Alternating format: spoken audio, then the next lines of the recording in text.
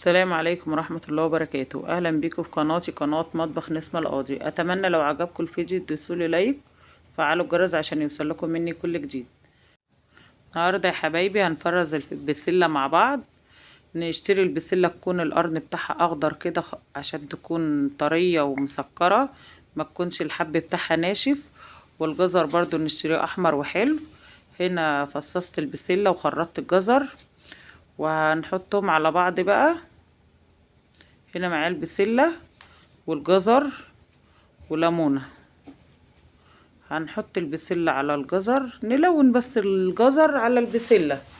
انا ما بحبش الجزر كتير، اللي حابة تحط الجزر كتير انت وراحتك، بس انا بنحبها جزرها خفيف كده بتبقى حلوة كده. بلون الجزر بالبسلة.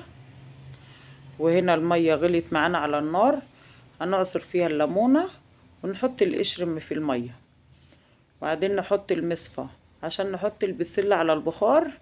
حطينا المصفى ونحط كمية بسلة صغيرة عشان تتعمل معانا على طول. ونسيبها بقى لحد ما يعني 5 دقايق كده لون البسلة يبقى اخضر زي ما انتوا شايفين كده. نروح واخدينها مفردينها على صينية، ونروح حاطين المصفى تاني ونحط بقى بقية الكمية حبة حبة كده، ونحط بقية الكمية ونفردها برضو على صينية عشان تبرد كده. البسلة اهي. اللي وصل معايا لحد هنا يحط اللايك. بصوا انا بجسها بردت اهي، خلاص بقى هنعبيها عشان نفرزها في الفريزر. على فكرة انا فرزت البسلة بتاعتي، بس انا حبيت ان اعملها معاكم. احسن بسلة تتخزن في شهر طوبة، تبقى حلوة وطرية وخضرة ومسكرة وجميلة.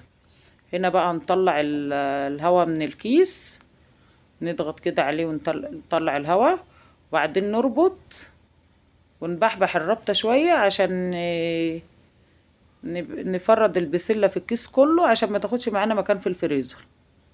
بصوا زي ما انتوا شايفين كده. وبقية الكيس ده هنقصه، قصيناه اهو عشان ترصيها بقى في الفريزر كويس كده. تمينا البسلة حبايبي.